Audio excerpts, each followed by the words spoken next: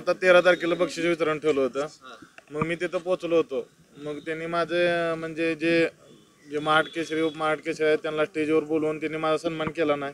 पण अहिल्यानगर संग्राम जगताप यांनी मला बोलवून माझा परत म्हणजे सत्कार करून हे करून मला अशी ग्वाही दिली की 2-3 दिवसांना आम्ही कुस्तीगीर संघटनेची विचारपूस करून तुम्हाला बक्षीस देणार. म्हणजे उपविजेत्याला बोलेरो गाडी होती आणि म्हणजे आता मी कुस्ती त्यांचा आक्षेप आहे की माझ्यावर आता 3 वर्षे निलंबित केले ना, त्यामुळं त्यांनी मला बक्षीस नाही देऊ केलं नाही. असं आता एकतर हे म्हणतात की आम्ही पैलवानकीला बढावा देण्यासाठी बक्षीस येत होतोय आणि त्यात अजून असं करून पैलवानचं नुकसान करते. नेमकं हे कुस्तीत काय चाललं हेच कळेना झालं.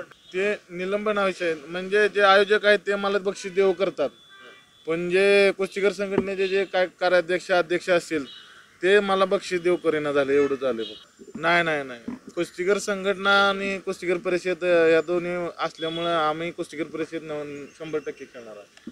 आता मग आम्हाला तर वाटते की हे कुस्तीत जे राजकारण आले त्यामुळे जे पैलवानकीत नुकसान होत आहे ते फक्त पैलवानांचं म्हणजे आता एकतर पैलवान गरिबीत नाही आला. आता आम्ही आमच्या घरचे आम्हाला कसं सांभाळते ते फक्त आम्हाला माहिती आहे, कारण शेतात काम करून ते आम्हाला महिन्याला 40-50 हजार पाठवतात.